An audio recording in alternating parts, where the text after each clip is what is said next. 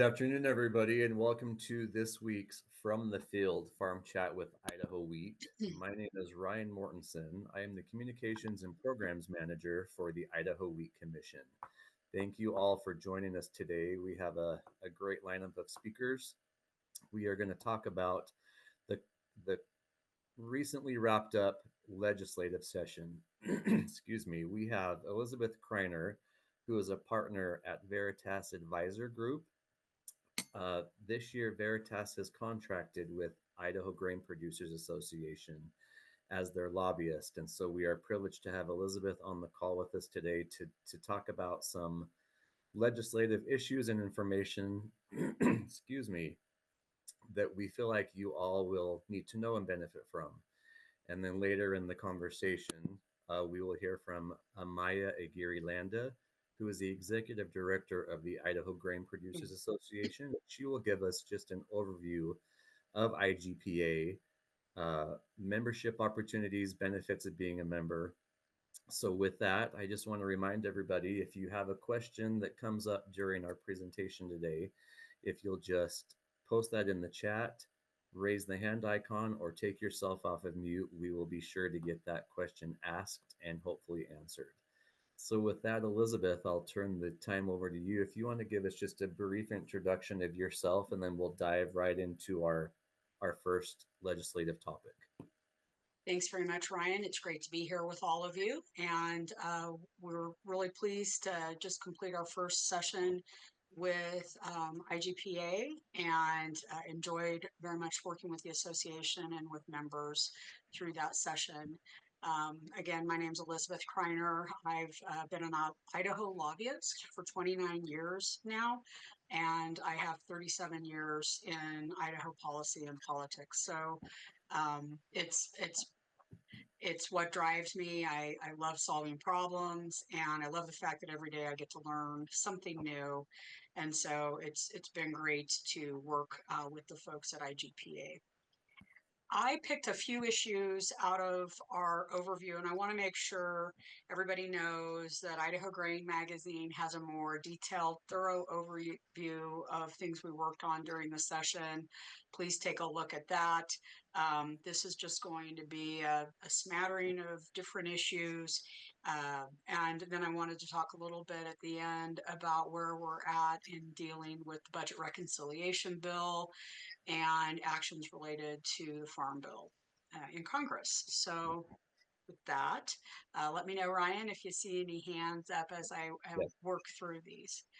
The first bill I wanted to talk about is legislation that amended Idaho's right to farm law. Idaho has had historically a very strong right to farm law on the books. It covers a broad range of agriculture from production through processing, and I would argue it's probably one of the better laws in the country.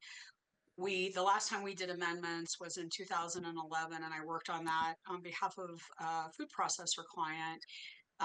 We tried to include the opportunity to protect farmers and processors more from nuisance lawsuits, including attorney's fees. And unfortunately, when we got to the end, that language was removed from the bill back in 2011. Well, in 2026, we had legislation from Senator Todd Lakey that added in the right to attorney's fees for a farmer who prevails, or an agricultural operation that prevails in a lawsuit. And so, why is that important? It's important because Idaho's population is growing swiftly right now. We're experiencing significant growth, and with that growth comes more people who may have concerns or complaints about dust, noise, odor, etc. And we want to make sure that we can protect ourselves against nuisance claims. So the bill not only allows you to recover your attorney's fees, but it also includes fines and penalties for repeat offenders with meritless complaints. So if you find that you've got a neighbor that probably shouldn't have bought land out in the countryside near a farm, you've got an opportunity to protect yourself even further, because they'll the appropriate department or agency that's being complained to would have the ability to impose fines and penalties on that front. So we're protecting good law already that supports agricultural operations in our state. And as the Idaho grows and that interface between suburbia and agriculture tightens, we're going to be very glad to have this legislation as part of our code to protect farmers and others from nuisance lawsuits that can be both time consuming and costly. The next bill I want to cover, and in case I did not say it, that was Senate Bill 1033. The next bill is House Bill 445, and that is the enhancement budget for the Idaho Department of Water Resources. And so this was a significant bill for water infrastructure and supporting the ESPA management plan that was agreed to last year. So in short, it's 2026, fiscal year 2026 funding. The bill has just over $31 million. About $1 million of it is to address some things like laser fiche conversion, some positions for water administration, ESRI maintenance costs, funding for aquifer monitoring and measuring. But most importantly, there's about $30 million for funding water infrastructure projects in that bill. And those are going to be focused on the area from the Magic Valley across to the Upper Snake River in support of that ESPA management plan. So recharge, infrastructure, etc. And it's 30 million in ongoing monies. So it's really very much a significant commitment and show of support from the legislature and our governor. So again, Idaho water is important. It's important to all of us and especially important for agriculture. And that's such an important segment of our economy as well. So we're really excited to see, again, those ongoing funds, but very importantly in this first year, really focused on that ESPA management plan. Elizabeth, Yes. On the water issue, I know that our constituents heard a lot from our farmers over the last 6 months. Does this particular bill going forward have any effect or correlation with future curtailment? Well, we hope that by improving that infrastructure and recharge that we are improving our groundwater situation, right? I mean, that's part of the goal. Is it a be-all, end-all answer that we will never have a curtailment or future adjustments to that management plan? No. But I think the important role that we see here is support for water users, working with water users, farmers with farmers to come up with agreements and keeping the government at bay so that our members can make those decisions and work together to work things out. Idaho is a high desert state. Water is always going to be very, very important. They were just saying this morning that with the warmer temps that people like to get out in their shorts and enjoy the warmer weather, it's also a little disconcerting for our water supply because while we had a great winter, or a good winter, I should say, we're also having a quick snowpack melt. And so those are the things we're always going to have to deal with.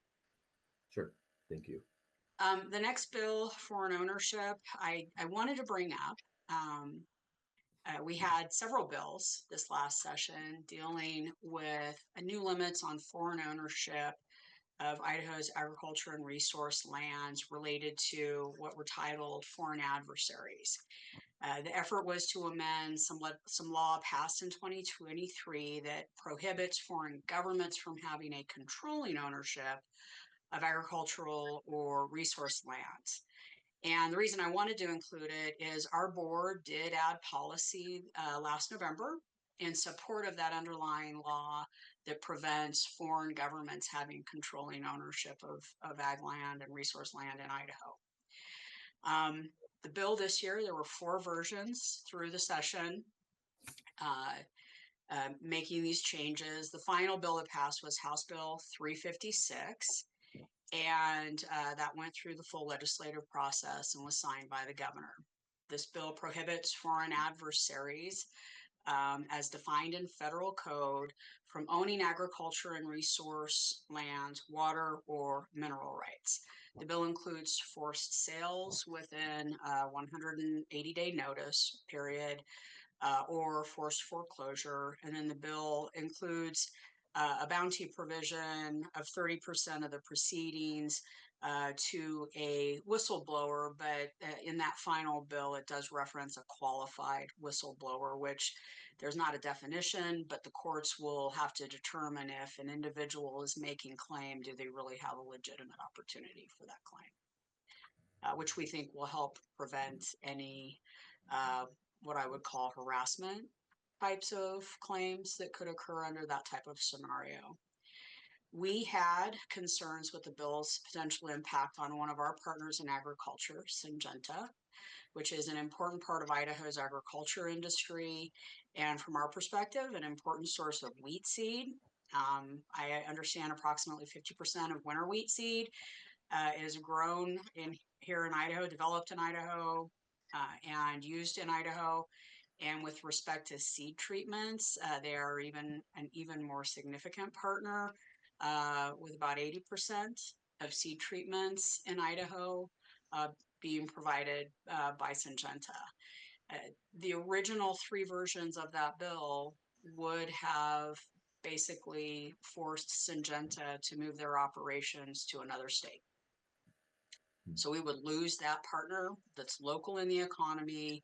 We will lose that science and research that is local in the economy. And we would lose those jobs and that component in our agricultural economic engine.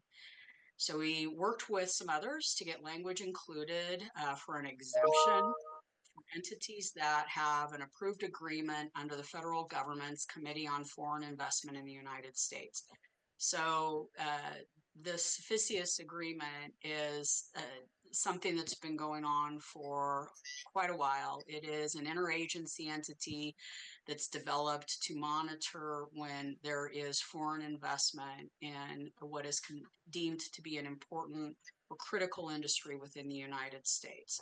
Syngenta has been operating under that. It's been approved by multiple administrations, including the prior Trump administration. So most states that have had these types of bills or laws passed on foreign adversaries or foreign ownerships have included these types of exemptions because this is an active activity of monitoring and managing these agreements that the federal government's been engaged in. And so we were very pleased to be able to get that exemption included in the bill that passed. Any questions on that front? Okay.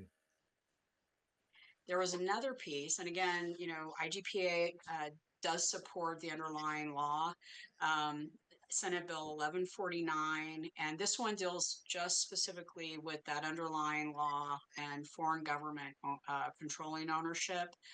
In the original law that passed, we did not have an orderly process for addressing divestment of that property. So that's what Senate Bill 1149 does. It puts in place a process for that property to be divested should a foreign government have a controlling ownership. And the bill also includes provision for the Attorney General to investigate acquisitions of interest in real property related to agriculture or resource lands. And again, another solid, good provision that supports that underlying law. Take a look here. Do we have any questions? Nope.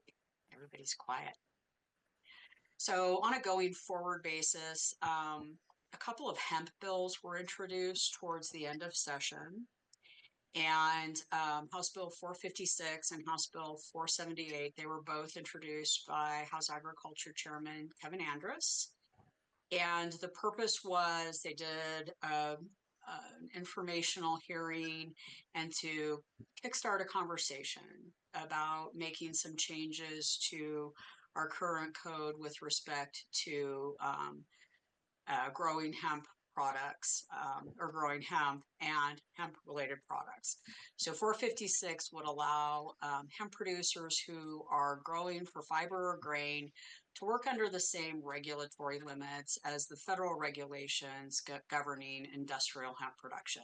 That way farmers aren't dealing with two sets of regulations to comply with. And then 478 is more on the other end of the process. It will require retailers of hemp-derived products to obtain a license through the Idaho State Department of Agriculture in order to sell those products. So the key concerns from the committee included federal testing procedures, mitigation processes for hemp that's slightly over the THC limit, and ensuring clarity in regulatory compliance, again, especially for growers. We're anticipating some additional meetings on this issue during the interim, and so we'll be following that process. And with that, I want to make a little switch then now to federal issues, if that's all right, and we still have time. Yep. As we all know, Republicans are working on a big, beautiful, significant, whatever you want to call it, reconciliation budget bill. So they passed the budget portion of it and established targets. And now they are in the process of a lot of meetings and conversations going on to develop a game plan within each committee in order to meet those budget targets that were established in their budget. So the budget doesn't have to get signed by the president. That's really an internal working document for the House and Senate, but the reconciliation bill will have to be signed. But the beauty of a reconciliation process, and we've seen it used over the years, really helps in addressing the challenge of a divided Congress where it's difficult to get to the supermajority needed to move legislations in the Senate. Because you got to get past the filibuster and you got to get invoke a cloture in order to move a bill forward in the Senate. And that gets very, very challenging. So, but it also has limitations because it has to address budgetary concerns and fall within what's called the Byrd Rule, named after former Senator Byrd of West Virginia, in ensuring that these are efforts to manage the budget and the budget deficit. So the House committee is planning to mark their portion of the bill next week. And they've really been grappling because they've got instructions to provide $230 billion in savings over 10 years. And that's really very significant. And the main program that they have are food safety net related programs like SNAP. And we know that they're looking at SNAP. Chairman Thompson, House Chairman, doesn't want to cut benefits received by recipients. So they're looking at some ideas like the one that was floated recently was to shift some of those costs back to the states. The reaction's been mixed at best. So they don't have consensus on that cost share provision. And they're trying to work out where they can go to get that full $230 billion in savings. House Chairman has also indicated he'd like to include some Farm Bill enhancements to that reconciliation package. So we haven't redone the Farm Bill. We've been trying to. I was hoping towards the end of last year we would get there, but we didn't. Since 2017, I think we're working off of a 2017 Farm Bill right now, if I remember correctly. So they are, when they put out that target for the Ag Committee, knowing that it was probably coming from food programs, Democrats have been fairly vocal about not supporting a farm bill that doesn't include provisions on SNAP. And so if those cuts go into this reconciliation bill, I believe the chairman really is trying to figure out what are some essential pieces from the farm bill that we can put into this package as well. And so that we're not stuck at the end of the year extending, being able to extend things. And so they are looking at about a $60 billion package. So it would include, have to be offset if they do that $60 billion. So that takes that $230 billion in funding or cuts that the committee has to find and moves that up to $290 billion over 10 years. But the provisions that they're looking at are crop reference prices, as well as money for crop insurance, dairy, livestock biosecurity, and export trade promotion. So it's going to be a challenge. I just saw something, and I mean, this shows you how much this process is moving right now and how swiftly things are back and forth.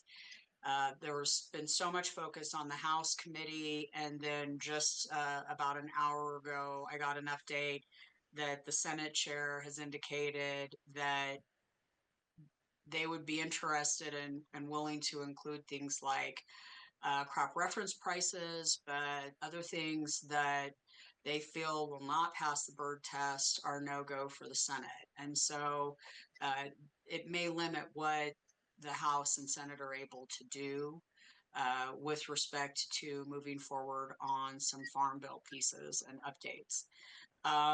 They're also looking at, and this hasn't been released, but they're talking about a provision to shift the remaining unspent IRA conservation and climate funds into the farm bill baseline in the bill.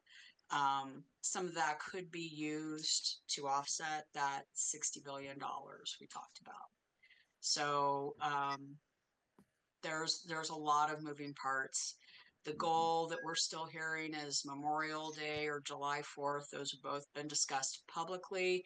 And while that seems like a lot of time to work things through, there are still very significant conflicts within the Republican caucus on the tax breaks package and other significant drivers in this issue to get to that date. So it'll be interesting to see what happens next week. And certainly, I mean, it doesn't hurt. The House can include additional farm bill provisions, and then it gets taken to the Senate parliamentarian to determine whether or not those are okay with and fall within the bird rule or not, or do they have to be stripped? So I think we'll see a lot of back and forth over the next few weeks. Initially, Elizabeth, I think the ag industry was very hopeful initially when a new farm bill was announced, but then nothing came through and nothing came through, and extensions were made and more extensions were made. Are you feeling a bit of optimism about a farm bill coming to pass? Not for this Congress. If there are significant cuts to nutrition and food assistance programs, and given the tight majority Republicans have in the Senate, I think it's going to be very, very tough. I mean, even with Democrats having a tight majority in the last Congress, we still couldn't seem to get and pretty much broad agreement on like 90% of that farm bill, and so much work getting done. We kept hearing, oh, it's going to move, it's going to move. Right. And no, it did not move in the end. So I don't see a different scenario that gives me a lot of hope. That's why I am excited to see that they're at least looking at including some things in this budget reconciliation package. I was hopeful they could include most of it, but you wait to hear what the parliamentarian says, and there are a lot of things that will not probably comply with the Berg rule. Colby, go ahead with your question. So I have a statement and a question. Last week I was on a National Association of County Ag Agents webinar on specifically on the Farm Bill. It was an entire hour on where we're at and what they foresee. And the statement was, we can already scheduled this meeting for next year. I wouldn't put any money on there being a new Farm Bill. So that's the general consensus we're seeing, particularly from economists. My question is, I'm not as familiar with the Berg rule. What limitations do they have on what they can include in terms of like program specific stuff in this reconciliation? So at a high level, Colby, it should impact it should be a fiscally related provision. The whole point of doing the budget reconciliation process is it is a budget process. So when you have things that are too policy driven and don't impact the fiscal, don't have a fiscal impact, then they tend to get tossed. And I actually have, and I'd be happy to send this to Amaya. We got this just recently. CRS does a really nice overview of the budget reconciliation process. I worked through it when I was a congressional staffer, and I've worked through a number of budget reconciliations, I think probably 4 since I left Capitol Hill. So it is complicated dance, but it's also a chance when you have the trifecta, right? The majority in the House, the Senate, and the White House to move significant policy. Mm-hmm. And it looks like Amaya has put a link for that in the chat. Oh, thanks, Amaya. For everyone online today. It's a great document. Yeah.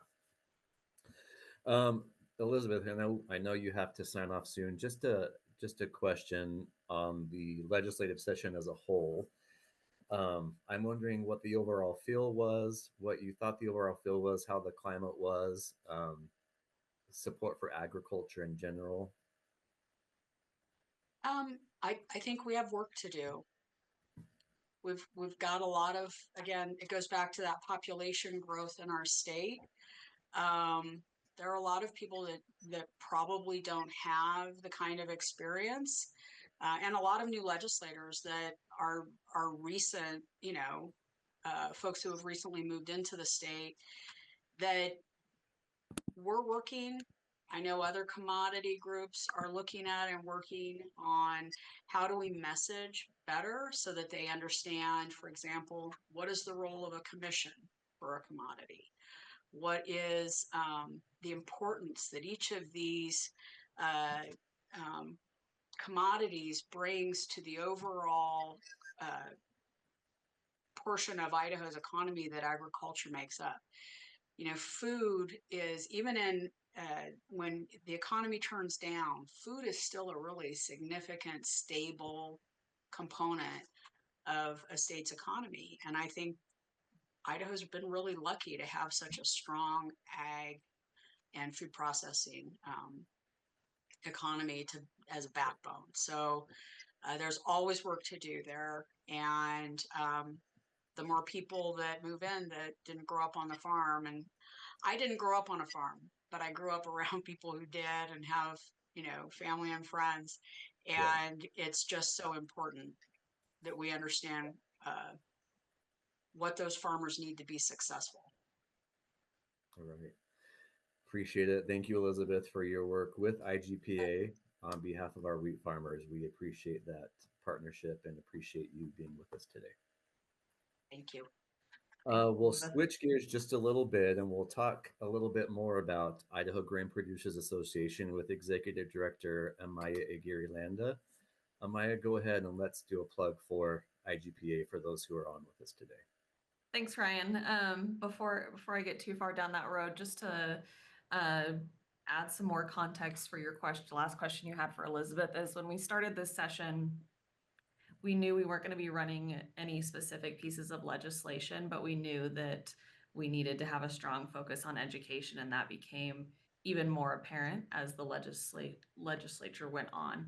And it's not just in that, 3 or so months that they're in session that's important, but that it's ongoing. And so working with the Idaho Wheat Commission and the Idaho Barley Commission as well to make sure that our legislators are as educated as they can be, or at least presenting them with the knowledge to, as Elizabeth was saying, so that they understand the impact on Idaho's economy, is definitely at the forefront of our focus.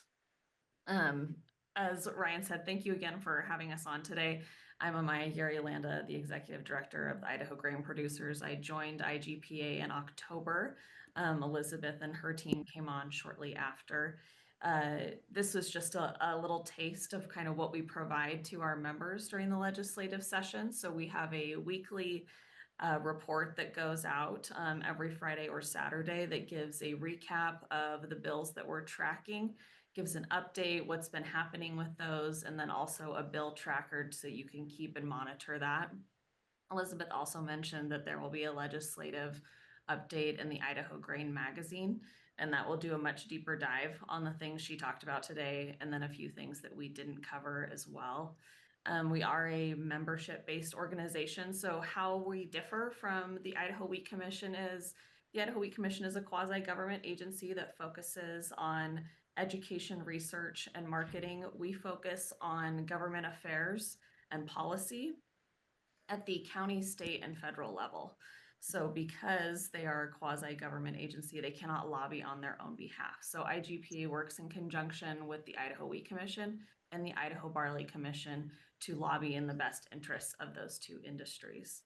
And so you're more than welcome to come over to idahograin.org and click on Become a Member. And as part of those membership benefits, the legislative update is part of that, as well as access to, we host a variety of different events to be able to have access to legislators, connecting with them. We can do all that we can do on our end, but really what matters to them is when they speak to their constituents and hear how these different things impact you in your different areas of the state. That's really where who they want to hear from. And anytime we have issues that come up, part of that membership too is keeping you apprised of information as it comes out, and then working with you to reach out to your legislators, your senators, your district representatives to be able to bridge that gap. And then we also host a convention. It will be in November, the 18th through the 20th this year in Sun Valley. So as a member, there are some discounts available to you as well. And that's a great opportunity to connect with fellow growers, take in different information from researchers, and then broader topics that are applicable to different commodities in ag. This year will look a little different. If you've attended Tri-State in the past, we will have the Idaho Oilseed Commission will be joining us. The Pacific Northwest Canola Association will also be joining us, and then the Oregon Wheat Growers League. So it'll be a little bit more diverse convention than we have seen in the past. Anything else you'd like me to touch on, Ryan? We are a grower-led organization, so I report to a board of directors that's made up of 5 producers, one that's on this call and a past president that's on this call, I see.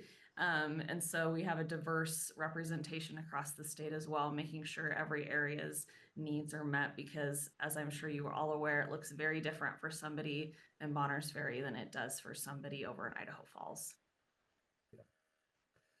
No, that sounds great, Amaya. We like to like to get this information out there so our farmers understand that IGPA is working, advocating for them on policy issues, things that will help them be better farmers, increase profitability, and then working in conjunction with the Idaho Wheat and Barley Commissions as well to establish that goal. So thank you for that information.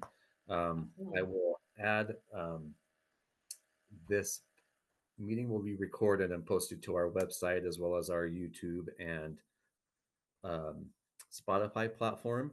I will add a link to IGPA, so those who are interested, if you're interested in becoming a member, learning more about the organization, that link will be available for you to learn more information and to reach out to any of the IGPA staff if that's something that you want to move forward with. Thank you, Amaya. Thank you again, Elizabeth, for joining us today and for all of you listening. Uh, Reminder that we will have these recording posted to our website, social media, YouTube, and Spotify platform. And then look for our next information coming out for our next From the Field Farm Chat with Idaho Wheat. And we will see you then.